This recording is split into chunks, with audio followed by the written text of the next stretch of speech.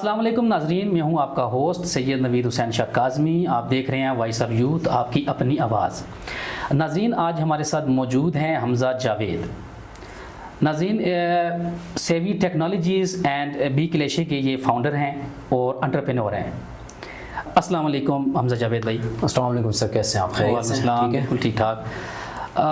नाज़रीन, आज हम बात करेंगे अपने हमजा भाई से स्टार्टअप के बारे में कि जो हमारे यहाँ पाकिस्तान के अंदर स्टार्टअप करते हैं लोग, स्टार्टअप है क्या बेसिकली, और ये स्टार्टअप पाकिस्तान में कैसे रन हो रहे हैं और क्यों फेल हो रहे हैं, इस बारे में हम इनसे बात करेंगे नाज़रीन इंशाल्लाह। हमजा भाई, वेलकम करता हूँ आपको एक बार फिर। Sir first of all thank you, आपने मुझे ये अपॉर्चुनिटी दी। एबटाबाद जैसे शहर में सबसे पहले आप ये पॉडकास्ट कल्चर रिवाइव करें एबटाबाद जैसे शहर में। ये एबटाबाद शहर के लिए इट्सेल्फ एक बहुत बड़ा अचीवमेंट है, क्योंकि यहाँ पे एजुकेशंस के जो इंस्टीट्यूट है हमारे पास बहुत ज़्यादा हैं, लेकिन when it's come to technology और टेक तो यहाँ पे बहुत लिमिटेड से रिसोर्सेज हैं।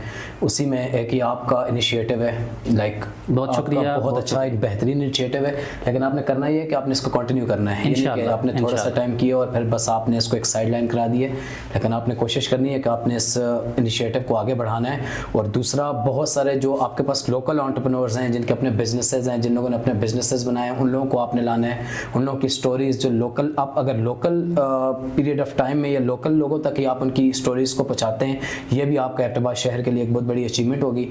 बाकी चलें, आपको बेस्ट ऑफ लक मेरी तरफ से। इंशाल्लाह आपको आगे इंशाल्लाह। बहुत शुक्रिया आपका हमजा भाई, आपने इतना अच्छा वेलकम किया और इतनी अच्छी बात की इंशाल्लाह। अच्छा हमजा भाई, मुझे बेसिकली एक बात बताएं, ये स्टार्टअप होता क्या है?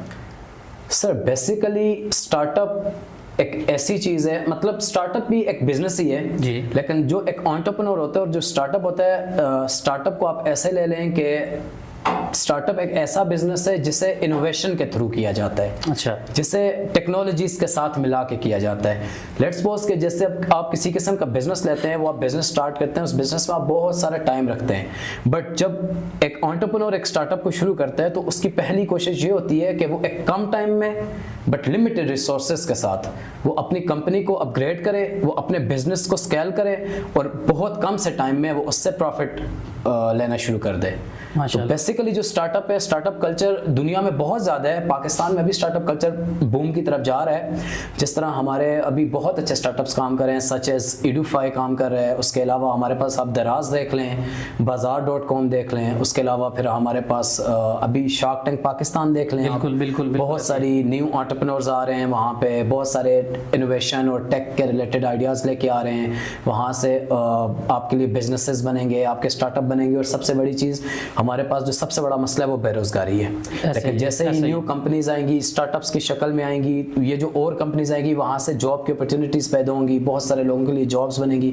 और दूसरा, किसी भी इकोनॉमी में, किसी भी माशरे सोसाइटी की इकोनॉमी में जो उसके लिए सबसे अच्छा रोल प्ले करता है वो उसके स्टार्टअप्स होते हैं। जैसे आप चले जाएँ, अब 90s को देखें तो 90s के टाइम पे जो स्टार्टअप का टाइम था वो अमेरिकन सोसाइटी में था। अमेरिकन की बहुत बड़ी बड़ी companies such as Microsoft, Googles, उन लोगों का राज था दुनिया पे। उन लोगों ने वो स्टार्टअप शुरू किए, सच एज अमेज़न वगैरह। उन लोगों के स्टार्टअप का दौर था। अभी आप रिसेंटली साउथ एशिया में आ जाएं तो आप इंडिया को देखें। इंडिया इस टाइम पे बहुत अच्छे स्टार्टअप्स कर रहे हैं और उसके बहुत सक्सेसफुल स्टार्टअप्स हैं। जैसे अब पाकिस्तान में चले आए तो हमने करीम, हमारा बहुत अच्छा स्टार्टअप था करीम, जो बाद में अराउंड कोई $3 बिलियन की कॉस्ट पे ऊबर ने उसको खरीदा है। वो हमारा बहुत अच्छा स्टार्टअप था। उसके अलावा फिर हमारे मल्टीपल स्टार्टअप थे सच एज एयरलिफ्ट का शायद आपको पता होगा। एयरलिफ्ट हमारा एक स्टार्टअप था जिससे अराउंड $2.2 मिलियन की इन्वेस्टमेंट मिली, लेकिन बाद में वो फिर स्टार्टअप फेल हो गया, वो पाकिस्तान से चला गया, बंद हो गया। सो बेसिकली लेके स्टार्टअप यही होता है कि आपका एक एंटरप्रेन्योर स्टार्टअप बनाता है और वो बहुत कम रिसोर्सेज के साथ, लिमिटेड रिसोर्सेज के साथ इनोवेशन के थ्रू वो कारोबार को। अच्छा हमजा भाई, आपने बड़ी ज़बरदस्त बात की और आपकी बातों से एक बात महसूस हुई कि ये स्टार्टअप जो फेल, आपने बोला कि फेल हुआ, तो ये पाकिस्तान के अंदर ये स्टार्टअप फेल क्यों हो जाते हैं? मतलब कोई भी बंदा स्टार्ट करता है, वो एकदम फिर उसको रन नहीं कर पाता। इसकी क्या वजूहत हो सकती हैं कि ये स्टार्टअप फेल हो जाते हैं? शाह साहब, पाकिस्तान में स्टार्टअप फेल होने की बहुत सारी वजूहत हैं। एक तो हमारे पास वो कल्चर नहीं है, जो स्टार्टअप कल्चर होना चाहिए पाकिस्तान में, वो स्टार्टअप कल्चर नहीं है। बिल्कुल। अगर वो आराम से हमारे पास स्टार्टअप कल्चर आ भी रहा है, आप सिर्फ ये करें कि आप आज से 3-4 साल पहले चले जाएं तो पाकिस्तान में कितने लोग थे जिसे एंटरप्रेन्योर वर्ड भी पता था या स्टार्टअप कल्चर का भी पता था। नहीं था। हमारे पास स्टार्टअप कल्चर आएगा, रिवाइव होगा, उसकी बूमिंग भी आएगी, लेकिन बहुत कम पेस पे आएगी। उसकी कुछ वजूहत ये हैं कि जैसे हमारे पास अभी हमारी इकोनॉमी इतनी फ्लरिश नहीं करती, और दूसरा फिर हमारे पास इन्वेस्टमेंट्स के उतने मौके नहीं है। बिल्कुल। और सबसे बड़ी चीज़ हमारे पास, हमारी तरफ से गवर्नमेंट सपोर्ट नहीं है। गवर्नमेंट सपोर्ट किसी भी कंट्री में जब स्टार्टअप बूम करते हैं तो उसकी जो मेन चीज़ होती है वो उसकी जो मुल्क होता है, उसका मुल्क उसको उसकी बैकबोन होता है, उसके साथ खड़ा होता है। यहाँ पे बहुत सारे स्टार्टअप आए हैं और बहुत सारे स्टार्टअप आके फिर रातों रात बंद होके चले गए हैं। पॉलिसीज नहीं है, गवर्नमेंट पॉलिसीज जीरो हैं। यहाँ पे गवर्नमेंट आपको बिल्कुल सपोर्ट नहीं करती है। और दूसरा फिर सबसे बड़ी चीज़ है, यहाँ पे कोई fact and check and balance नहीं है। यहाँ पे कोई चेक एंड बैलेंस नहीं है। यहाँ पे अगर आप मुझे अलाउ करेंगे तो मैं बहुत इजी हो के या बहुत खुल के इस पे बोलूँ, तो यहाँ पे इस तरह का सिस्टम है कि अगर आपने अपना बिजनेस करना है या आपने स्टार्टअप की तरफ जाना है, तो लेट्स सपोज कि आपने अपनी कंपनी रजिस्टर करने भी जाना है, तो वहाँ पे भी आपसे डिमांड की जाती है, वहाँ पे भी आपको ब्राइब कर। मेरा ख्याल नहीं है कि आपको इतने जल्दी पाकिस्तान में कोई अच्छा स्टार्टअप कल्चर नज़र आएगा, लेकिन अल्हम्दुलिल्लाह जो हमारे अभी स्टार्टअप काम कर रहे हैं, जैसे मेरी अपनी कंपनी काम कर रही है, अल्हम्दुलिल्लाह मेरा अपना क्लॉथिंग ब्रांड काम कर रहे हैं माशाअल्लाह। उसके अलावा बहुत सारे डिफरेंट स्टार्टअप्स हैं, जैसे ईडूफाई है, मैंने ईडूफाई का पहले भी जिक्र किया, अभी ईडूफाई का मैं जिक्र करना चाहूँगा। यहाँ पे ईडूफाई जैसे हैं, फिर कुछ वेंचर कैपिटलिस्ट बैठे हुए हैं हमारे पास, सच एज कुछ शार्क टैंक के जजेस हैं या जैन वीसी, इस तरह के कुछ वेंचर कैपिटलिस्ट है जो अच्छे एंटरप्रेन्योर्स पे पैसा लगाने को तैयार बैठे हुए हैं, अच्छे आइडियाज़ पे पैसा लगाने को तैयार बैठे हुए हैं। लेकिन यह है कि पाकिस्तान एक बहुत टैलेंटेड लैंड है, हमारे पास जो एंटरप्रेन्योर बहुत टैलेंटेड है। यह है कि इंशाल्लाह हम थोड़ा स्लो पेस पे चलेंगे, बट इंशाल्लाह पाकिस्तान में स्टार्टअप कल्चर जरूर है। अच्छा हमजा भाई, आपने बात की नौजवानों की तरफ, ज़रा हम बात को लेके जाते हैं कि बहुत से नौजवान यूनिवर्सिटी कॉलेज से बाहर निकलते हैं और कारोबार करना भी चाहते हैं। वही वाली बात है कि गवर्नमेंट उनको सपोर्ट नहीं कर रही, कोई ऐसी पॉलिसीज़ नहीं बना रही कि वो स्टार्टअप लें और रिस्क लें।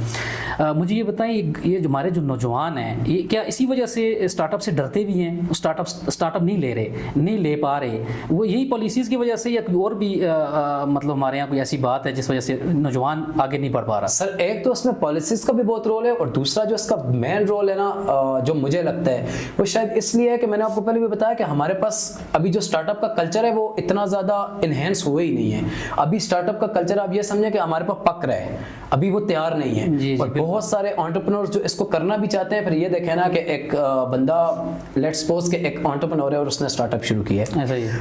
अब स्टार्टअप तो उसने कर लिया, अब जो उसको मेन चीज़ की जरूरत पड़ेगी वो उसको पड़ेगी इन्वेस्टमेंट। ऐसा ही है। अब हमारे एंटरप्रेन्योर को ये कौन बताएगा कि हमारे पास इन्वेस्टर कहाँ से आएगा, हमने इन्वेस्टर कैसे, बहुत ज़बरदस्त बात की आप। और फिर जब वो इन्वेस्टर तक चला भी जाएगा तो फिर वहाँ पे जो मेन इशू आ जाता है हमारे पास वैल्यूएशन और फिर इक्विटी, ये बहुत बड़ी चीज़ें हैं फिलहाल। ऐसा ही है, क्योंकि हमारी सोसाइटी में चीज़ें अभी नॉर्मल नहीं हुई हैं।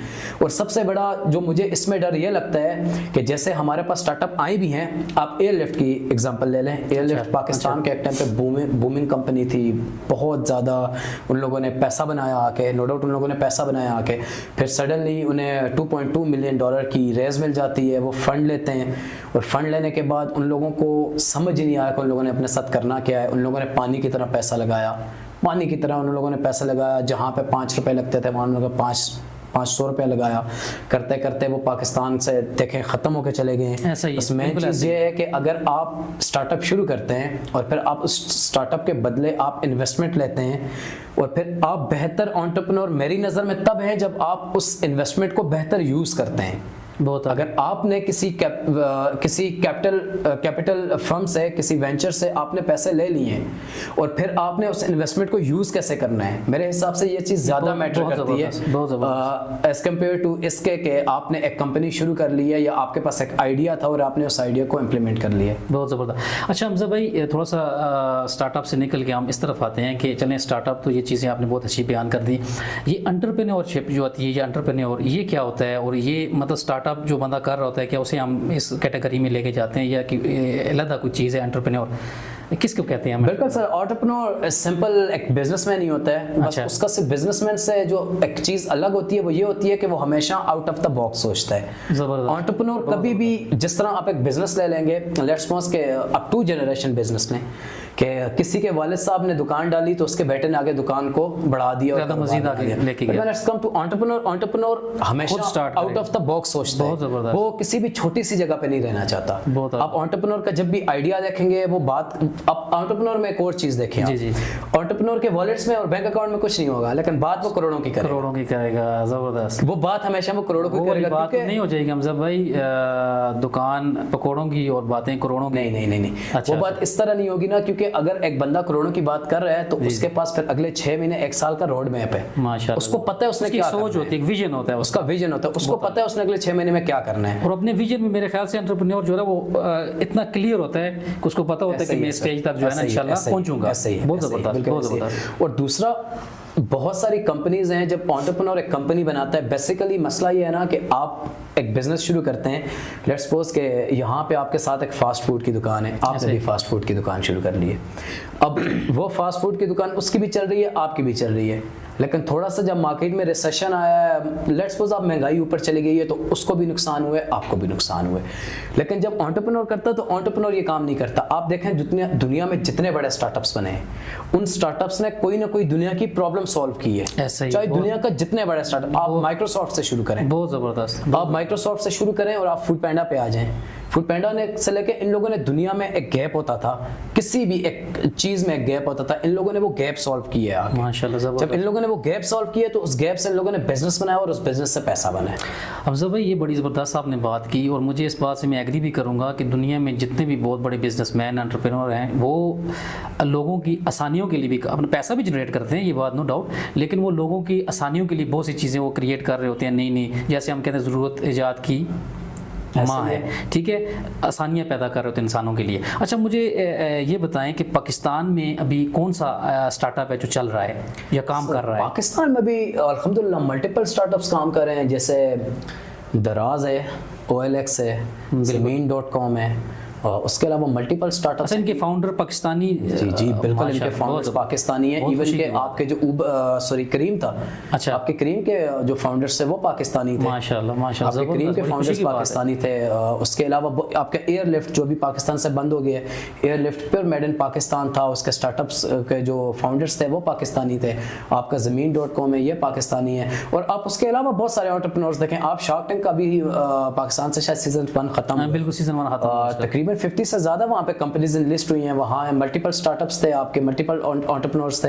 पाकिस्तान में बहुत सारे स्टार्टअप्स हैं। सिर्फ समझाने की चीज़ ये है कि पाकिस्तान में अगर आपने स्टार्टअप करना है तो आप पहले थोड़ा सा स्टार्टअप को समझें, स्टार्टअप का कल्चर क्या है, स्टार्टअप होता कैसे, बस कैसे सक्सेसफुल कर सकते हैं आप। सर सक्सेसफुल करना ना, आई गेस के आपका स्टार्टअप सक्सेसफुल होगा या नहीं, उसके लिए कुछ बेसिक चीज़ें होती हैं। जी, जैसे आपका आइडिया, बिल्कुल, जब एक एंटरप्रेन्योर के दिमाग में आइडिया आता है ना, उसको कहीं ना कहीं पता होता है कि ये आइडिया चलेगा या नहीं चलेगा, ऐसा ही। क्योंकि वो आपका ये है ना कि जब एंटरप्रेन्योर सोचता है बिजनेस, तो उसने मार्केट में कोई ऐसा आइडिया निकालना होता है जहां पे वो मार्केट में कोई ना कोई गैप फिल करे।